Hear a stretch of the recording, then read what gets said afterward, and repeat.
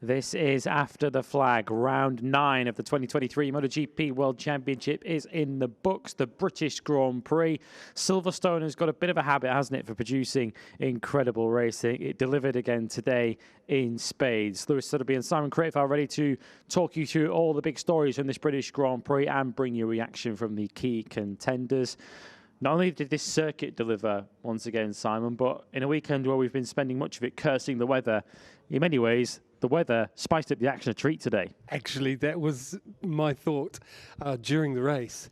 You could see it settle in, and I thought, oh, it's going to get a little bit, like a procession. And then that sprinkle of rain spiced it all up because it brought everyone back together. Some coped with it better than others, and I think we got a better race because of it, for sure. We certainly saw plenty of riding skill on display today. We saw the top four in the end covered by just under a second. It was a fantastic Grand Prix that was won in the end by Aleix Espargaro. We'll talk about him plenty as we go through the Grand Prix. A second MotoGP win for him. Here's what happened at the start of the Grand Prix. Then Jack Miller, as always, so quick off the line on the KTM, taking the lead as Jorge Martin went wide at turn 1. That would be a key moment in the Grand Prix. Martin dropping all the way to the back of the field on a day where the World Championship has taken a real swing, hasn't it? Pecco Bagnaia in the end finishing in second place, but he does extend his World Championship lead. And Aleix Espargaro in the end taking what was a dramatic victory on the final lap. Before we talk about Aleix specifically, we had 4 Aprilias in the top 10 here this afternoon. What is it about this Silverstone circuit that just seems to suit that RSGP so well? Well, if you picked out one thing, it's corner speed. Like Assen, they're super strong there and they're super strong at Phillip Island, and we've known this for a couple of years. And here, I mean, the RSGP at Assen, for example, a year and a bit ago, was clearly the best bike on track. How they can, I mean, they've been working really well on the ground effects belly pan, and I think they're leading in that area.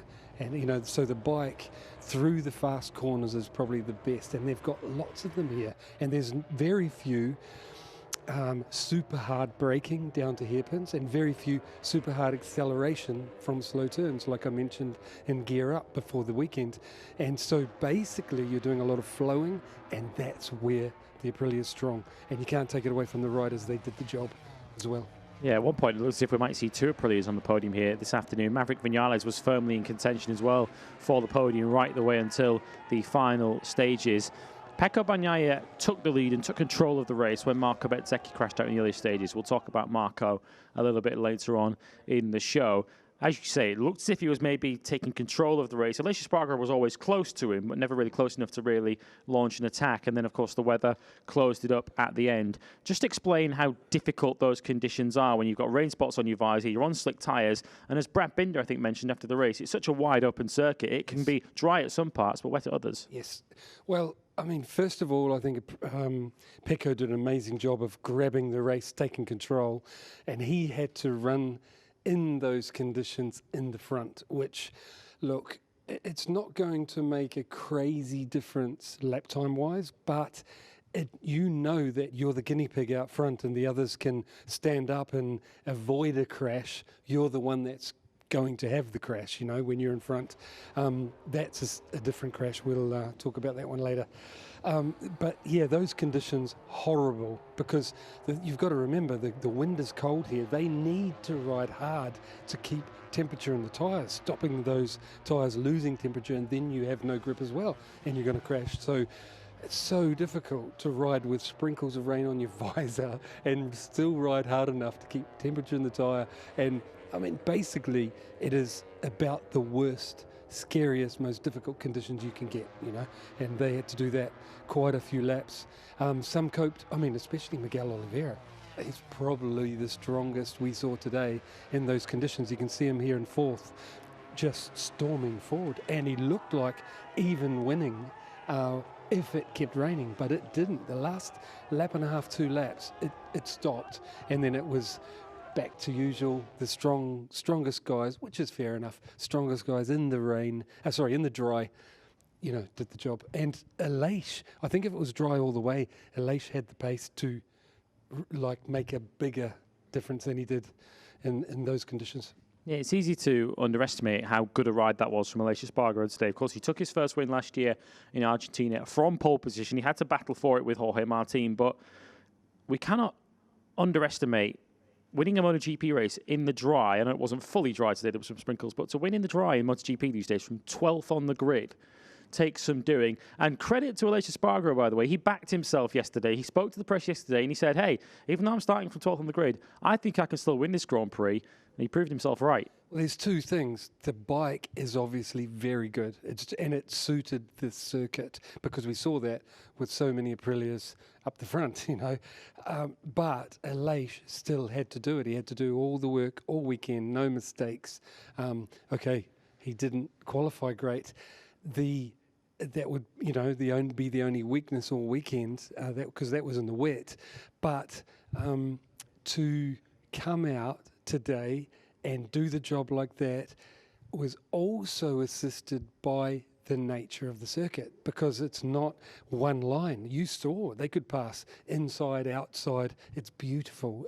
It's very Phillip Island-esque, but even bigger, and it makes for so good racing and overtakes. So yeah, it all came together for Aleix, I think. And Aleix Espargaro made that crucial overtake on the final lap to take his second career MotoGP victory. And after doing that, he gave his reaction to Jack Appleyard.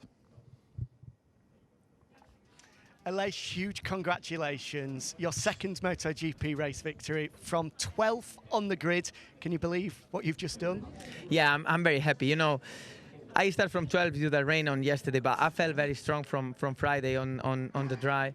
And on the formation lap going to the grid, I felt that I had a lot of traction, really good feeling. I said to myself, today you're invincible, Aleix, you have to go for it. Doesn't matter the grid, doesn't matter everything.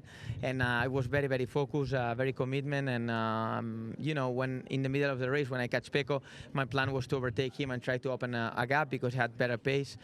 But then the rain started and was really not easy to deal with because the track was very, very slippery. Actually, Pecco did a very good job because open the track when it's raining to be the first one is very difficult. So I just tried to maintain my behind Pecco all the time and overtake him in the last lap, and it works. We saw Aprilia at the start of the year in Argentina have a disaster in wet weather conditions. But now suddenly when the rain fell, you came into your own. What does that say about the team to have got you to that point? We work a lot because in Argentina I was very frustrated for me, for Aprilia, because all bikes finished in the last positions. The bike didn't work at all. So we said to ourselves, okay, let's try to find a setting, even if it's super different than in the dry, that a setting that it works in the wet, because some years it rains 1 or 2 races, some others rains 10 times. So you have to be competitive in the wet. So we raise up the bike a lot. We make a bike a lot shorter for the wet conditions. It's still not fantastic, but yesterday Maverick finished third with rain tires. I finished fifth, which is a big improvement, and that's good for us. And in the dry, I knew that I was very strong today. And then just talk us through that move as well. It was pretty close between you and Pecco.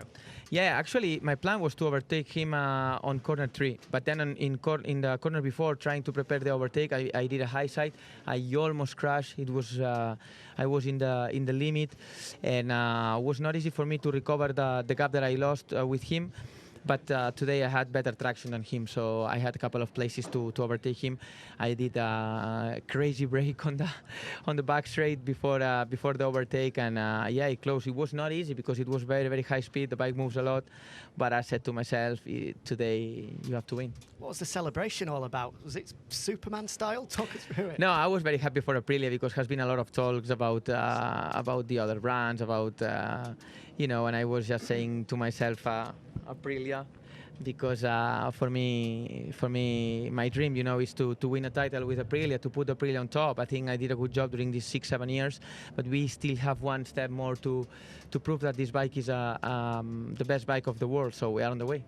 Not often people win a MotoGP race from 12th on the grid. Do you know the last time that someone was able to do that? 16 years ago. Oh my God. Chris Vermeulen in 2007. In Le Mans? In Le Mans. In Le Mans. I remember that race in Le Mans. Yeah, it's true. I didn't know it. Not bad, not bad, not bad. Yeah, it's not easy. You know, these days we are saying every time that it's difficult to overtake, difficult to overtake. But when you have a better pace, as I had in, for example, Assen last year or today here, in a big track like this, you can overtake quite easy. I have to say that today my bike was super, super good. So yeah, very happy.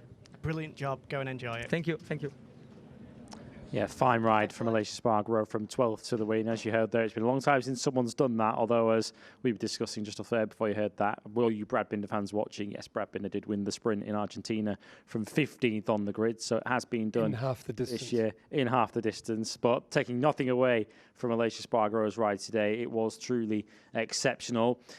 He had a word there for Pecco Bagnaia. You mentioned it earlier on as well in the show. It's very easy just to overlook what Pecco Bagnaia did today, leading from the front as he very often does, but in conditions such as that, where he's the first rider to arrive at each corner, unaware of what kind of grip levels are waiting for him when he gets there. Big picture, though, he'll come away from today thinking, that was a big win for me. I didn't win the race, but 20 valuable championship points. I think you did right. To try and win a championship, it's to get the best possible results, points on the ones where others have an advantage or you don't have the best equipment, and normally Pecco does, but here I think my guess is the Aprilia was the bike, and he still came away like with an awesome points haul for his championship. So I think he's going to be super happy. No, in tricky conditions, no crash. I still think Pecco is riding excellent, and he has been. When I first decided that, it was Germany, and he's doing it every weekend now, every race weekend. And he didn't do that with a fully complete motorcycle either. He did lose some of those rear aero attachments when he had contact with Alex Marquez on the very first lap as well. So it wasn't as if he had a perfectly fitting Ducati, if you like, on the Grand Prix there. He lost parts from very early on in the race. That was on the very first lap where he lost those parts. But he, just as you were alluding to there, just seems to have a level of maturity, a level of calm now. Obviously, having won that World Championship last season, he knows exactly what it takes now to win a World Championship. And he knows that it's not all about taking 25 points and then 0 the next. Sometimes you've just got to accept that 20 points is 20 points. That's I really think, part of winning a World Championship. What I've seen is he won the World Championship. He started this year not unlike the year before, and was almost nervous, made some mistakes, and then sorted it out, and now he's going bang, bang, and he's going to take a lot of stopping. He's going to take a lot of stopping, particularly having extended his World Championship lead today. Jorge Martin did recover back into 6th place, having dropped to the back of the field on the first lap. Marco Bezzecchi, as you saw, crashed out of the Grand Prix. Let's get Pecco's post-race thoughts. Having finished in 2nd today, he spoke to Jack. Pecco as the world champion, the world championship leader. I imagine a race when rain starts to fall with 8 laps to go is your worst nightmare. But to manage it just like that and to just miss out on victory, what does that say about your character to fight all the way to the end? I was sincerely, I was just trying to do the best. I wasn't with the best feeling with the front tire because we chose the soft, and I was a bit too on the limit. But was the only possibility because it was a bit cold. And with the new regulation, with the new rule, you had to have margin for the front, and I think the Bezzecchi have problems for it. But in any case, happy because the last moment of the race was very tricky with the start when it started to rain, and I was just trying to control him, but I wasn't understanding the limit of the track. So I was just trying to do the maximum, but I was seeing that all the other riders were closing the gap. In any case, happy. The summary of the weekend is positive, and we have to be happy. You mentioned Marco's crash there. It feels like a really important moment in the championship fight. Did you hear that he'd gone down behind you? No, sincerely not, but for sure it's the moment in the championship with the more amount of points. But I didn't hear his crash. I just saw in the highlights of the race, and I think was the only thing was that he was behind, and with the slipstream and with the soft front tire and the new rule about the pressure was a bit on the limit. Also me, that I was in the front, I was on the limit with the front, so it's more risky. And just talk us through that last lap as well. Did you have a feeling that Aleix was going to try? Yeah, for sure. I was hearing that he was close, and I know the potential that Aprilia has in this track, has in terms of traction. I was struggling a bit in traction, and I was expecting his overtake. As I said at the start, as world champion, championship leader, there was a lot to lose today. So at any point, did you think about just rolling off a little and accepting 20 no. or 16 points? No. I just tried to win the race, and I will never accept a second position, for sure. That's why you're world champion. Well done, Pecco. Thank you. Took the words right out of my mouth there. That is why Pecco Bagnaia is world champion. He wants to win and nothing else. One line on the final lap, incidentally, of the Grand Prix. You might have noticed coming through Stoke Cotton on the final lap, Pecco Bagnaia was very, very close to track limits. KTM, who finished third with Brad Binder, did check with the stewards about that. The sensor was not triggered for track limits, so as a result of that, no penalty for Pecco Bagnaia. He maintains second place. Third then in the end going to Brad Binder. Another fine performance for him and for KTM. Jack Miller led the Grand Prix very early on, but faded and was promoted back up the order into the top 10 when a few riders gambled on a bike swap late in the race. But Brad Binder once again putting in a fine ride, and I think we all got the feeling when it started to rain towards the end of the Grand Prix, these are Brad Binder's conditions. Well, I'll be honest, I don't think they're anyone's conditions. Like, that's my take on it. Even Brad Binder would dread it because it's, you know, when he had to do it last time in Austria and he won, he didn't enjoy it because you're so close to crashing. It's such a huge risk. And the thing is, yes, he's not afraid to have a go, and he was, of course, right in the mix, along with Miguel Oliveira, like I mentioned before, who came storming forward. I think he was the fastest man at the time in those conditions. So I think Brad will be happy with podium, but I know Brad, and he's never happy with anything but a win. He's, you know, so.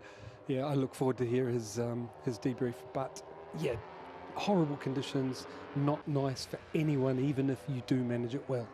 How will KTM reflect on the weekend overall? Jack Miller qualifying on the front row of the grid. Of course, the sprint didn't necessarily go Brad Binder's way yesterday, but he came through in the end in the race today. It's easy to forget because of what happened in Assen with the last lap penalties that he got. He hasn't been on the podium since Jerez, which has caused him to drop slightly out of contention. So will they take the positives from this weekend overall, you think? Oh, for sure, because he's competitive, you know, and he's been competitive pretty much everywhere. If you think about it, he hasn't been on the podium for a while, but he triggered sensors, you know, the last two, well, before we came here, both times out in Assen, and that was really sad. You know, it was horrible to see. So he had the speed. It was taken away because of a small mistake. He was angry at himself. All I'm saying is he's there. He's so good. The machine is competitive now, and it's good everywhere. Probably not the last step. They'll be still looking for that fine-tuning, but it's fast enough. It stops. All I'm saying is Brad is there, and the bike is 90% of the way there. He's competitive, and KTM won't stop improving that between now and the end of the year. So Brad's dangerous, even for the championship this year, you know. And you've got to think that they'll fancy their chances in a couple of weeks' time. Their home Grand Prix coming at the Red Bull Ring in a couple of weeks' time. Brad Binder then back on the podium. Here's what he had to say about it to Jack. Brad, congratulations, back onto the podium. When the rain started to fall, we just knew that you were going to be in the mix. Did your eyes light up thinking that this was an opportunity to cash in? Well, you know, it was a little bit of I had a bit of a fight going on in my head, because as much as I wanted to push and try get to the front, I knew I was on the harder option front tire as well, and on the left it was already a little bit sketchy. So when you couldn't push and it was damp, I was really being careful. And anyway, I think I made the right choice. And yeah, to come away today with the third was great. I really, really wanted to win for my team. I went through the whole off-season feeling really guilty for robbing them of 2 podiums, and would have liked nothing more than to give them a win today. But it is what it is, and we'll keep fighting for Austria. How close was the win today? Where do you think it just got away from you? Well, there was a stage where I didn't quite have the pace of the two guys in front, and then it took me 2-3 laps, and I found a few areas where I could improve, and all of a sudden I was holding the gap to them. When Maverick came past, he pulled us back to the front quite quickly. So yeah, I felt like we were in with a shot. But for sure, the rain today mixed everything up. It was so hard to understand how hard you could push, whether it was wet, whether it was dry, and each lap was different. But yeah, tricky day, tricky conditions, and to come home with the podium is always good. Could you believe it when Miguel came up your inside with a few laps to go? I mean, he was down on 16th on the grid. Yeah, you know, I think we were all going through the last sector being extremely cautious because it was really wet the lap before, and the rear kept coming around. And when Miguel passed me, I was, wow, okay, it's a lot drier than I thought. So he had a big spin going onto the last lap onto the main straight. And I used that opportunity to get past him. And then I pushed as hard as I could to get to the front two guys. But yeah, wasn't meant to be. Just to go right back to the start, there was some contact between yourself and Jorge Martin. He went a long way wide, right to the back of the pack. What happened exactly? Yeah, I'm sorry for Jorge because I saw he went really wide there. I turned in and I was in between him and Marini. So I went in, and when he was coming across the front, I really had nowhere to go. So I was literally sandwiched in between the two riders. So yeah, really sorry for the contact, and yeah. Just finally, I imagine no better tonic ahead of heading to Austria in 2 weeks' time. For sure, you know, Austria is always a special place for us. Home race for KTM, home race for Red Bull, and it's always important to try and have a strong result there. Brad, brilliant job today. Go and enjoy it. Thank you so much. Thank you. Thank you. Yeah, big weekend coming for KTM in a couple of weeks. We're heading to the Red Bull Ring for the Austrian Grand Prix in 2 weeks' time. Well, Jack Appleyard asked Brad there about Miguel Oliveira, how he felt when Miguel came up the inside of him in the battle for the podium. We cannot go through a roundup of that British Grand Prix without talking about Miguel, arguably the rider of the Grand Prix. Aleix Espargaro, of course, winning it from 12th on the grid, but 16th to 4th for Miguel Oliveira. And you alluded to it earlier on, and we were discussing this before we came on air. He came through to 4th. The rain stopped with a lap and a half to go. If that rain had carried on for another couple of minutes, where might he have finished?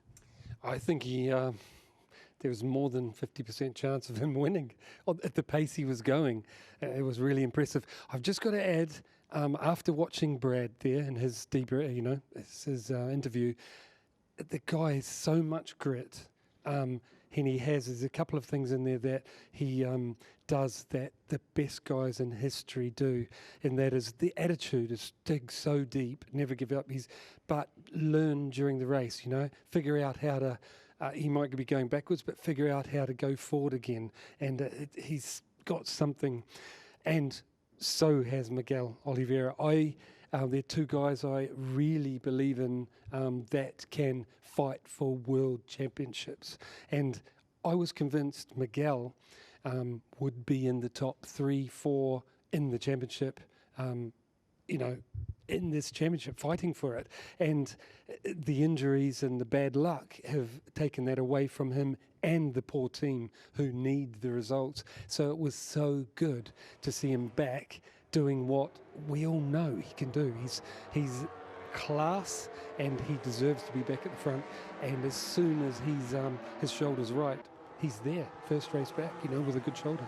Yeah, with the misfortune that both he and the RNF team, who you can see here on screen, have had in the first half of the season, I don't think anyone can begrudge them that result. They've certainly had their fair share of bad luck. Maybe now it's going to turn around for them in the second half of the season. And a word for Raul Fernandez as well, his teammate, who got his first MotoGP top 10 finish today as well. All four Aprilias inside the top 10, which includes Maverick Vinales, who came through to 5th in the end. At around half distance after he got through into 3rd, it looked as if he was going to potentially chase down the leading two and win the Grand Prix. Brad alluded to it there, that Maverick brought him towards the leading pair. Was it ultimately just that shower towards the end that saw Maverick just drop out of contention again? I imagine so, because we saw different riders handle it. Some handle it better than others. So I imagine for some reason Maverick went, a little bit more. But I think if it had stayed dry, Maverick had the pace to fight right at the front all the way. He's a a bit of a specialist here, isn't he? It suits him, meaning, and he had his first win on the Suzuki here. I think he's won on the Yamaha as well. Is that right? No, he won on the Suzuki. He was anyway, second as well last year for Aprilia, wasn't he? Yeah, exactly. And so the bike is there. Maverick is great here. I think if it had stayed dry, he'd have been right there. Well, let's complete the Aprilia story by hearing from Miguel Oliveira. 4th place for him today from 16th on the grid. Here's what he had to say post-race. Miguel, congratulations. A brilliant ride today. I'm going to be honest, with 3 laps to go, I thought, he's going to do this. He's going to win it. Did you think the same? Yeah, definitely saw myself closing up the gap too quickly, and I thought either I'm going to crash or I'm really going to make it. But once I got there, I saw that everyone was also controlling a little bit and pushing and taking care. So once I got there, I tried to stay third as maximum as possible and close to the guys. But yeah, it was difficult to hold on to the 3rd place, and yeah, happy and ashamed at the same time that I couldn't really get there. But yeah, definitely not a bad weekend for us, and happy to restart the season like this. I was going to say, what is the overriding emotion? Because I'm sure at the start of the day, if someone would have said you're going to finish 4th, you'd have been delighted. But for the podium to be so close. Yeah, you know how it is. Starting 16, your hopes to finish on the podium are not that high. So I would say, yeah, happy on an 8th place or 7th or 6th. But I was making up positions and I felt comfortable on the bike, and the bike was responding well. So I just kept on pushing, and I did lost a little bit more time than I expected with Zarco, and that I think if the race would have been completely dry, that would made up the gap for Viñales and Brad, and that would have been it.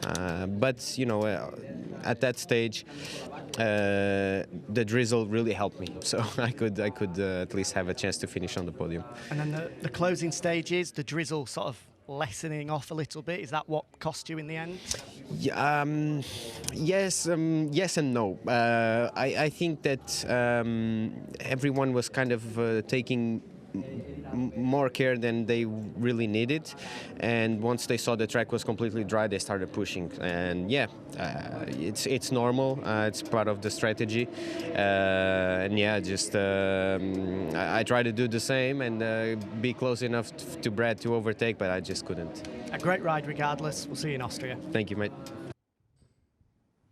Yeah, thumbs up from Miguel Oliveira, and rightly so. A tremendous ride for him today. 16th to 4th. So it's potentially going to go down as a pivotal day in the World Championship battle this today. We already told you about Jorge Martin's adventurous afternoon, that contact that Brad Binder alluded to in his interview there, which dropped Martin to the back of the field. He recovered back into the top 6. Not quite so lucky, though, Marco Bezzecchi, who crashed out of the Grand Prix early on, whilst right on the tail of Pecco Bagnaia. Bagnaia had his own theory there when he spoke to Jack about what might have caused that crash. What was your view on it?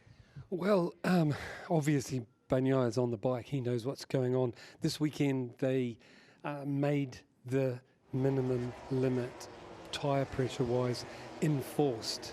So what he was saying is, because we had to run a higher front pressure, if you were following, he was out front and it was already on the limit pressure-wise, and he thinks Marco's pressure got to where it's a little bit too much, and you have less grip because of less contact patch, which is very likely because he was following, like Bez said. But I think something else that came into it, probably the two things added up to a crash, is that Marco's entering the fastest corner entry on the circuit behind Pecco, and there's a big hole in the air because he's following in there. He's catching, he's pulling on the brake trying to stop. There's wings not working anymore because he's in that hole, and then you've got a tyre with a smaller front contact patch, and it all adds up to disaster. That's what I think happened.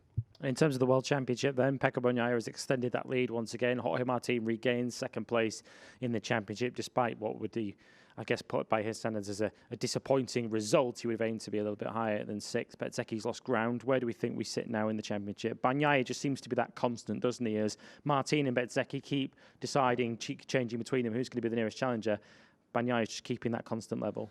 There's something about Bez that makes me believe. I was surprised about the crash. to be fair to him, it was I mean, he's very inexperienced compared to the people he's battling against, and he's doing an amazing job. Amazing.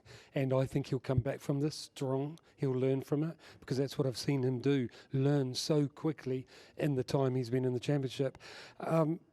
Like I said earlier, it's clear that Bagnaia is the man to beat, because since Sachsenring he's been almost faultless. You know, he's been magic on race days, and he's making sure he doesn't do those silly mistakes he's done before. So because of that, he's the man to beat. Let's see what this does also for Aleix, because he's really determined, and there is some circuits upcoming there, and I think the Aprilia is constantly improving. They had new aero here, a downforce belly pan. They all liked it, they ran it, so the bike's going forward. Tracks, some of them are going to suit the Aprilia, but overall, it's very hard to bet against Bagnaia. Still 11 Grand Prix to go, though. You'll notice we haven't really touched upon Yamaha or Honda over the course of the show. I kind of feel it's the case of the less said, the better about their weekends. It is worth pointing out that Fabio Quartararo was putting in a pretty sensational ride, to be fair. From the back of the field, he was up into 8th, I think, before he made contact with Luca Marini, which forced him to essentially do a bike change just so he had one to finish the race with at the end of the Grand Prix. Both of the Repsol Hondas crashed out of the Grand Prix. Joan Mir very early on. Marc Marquez tagged the back of an Air Bastianini just as the rain hit towards the end. But both of those manufacturers, just when they think it can't get any worse, it gets worse. Yes, you're right about Fabio's ride. It was a good one today. He had like a really good effort until that. But he really got messed up with the rain conditions. There was something in there. He could not get any feel with his bike. You could see it, and he's a good rider. So there was something wrong that didn't give him confidence in the rain. He rode well, and they were using today as a test. They ran different front fairing that he tore off there, different aero that they'd never competed with, and you can tell it's just, what have we got to lose? Let's get some information on these new parts.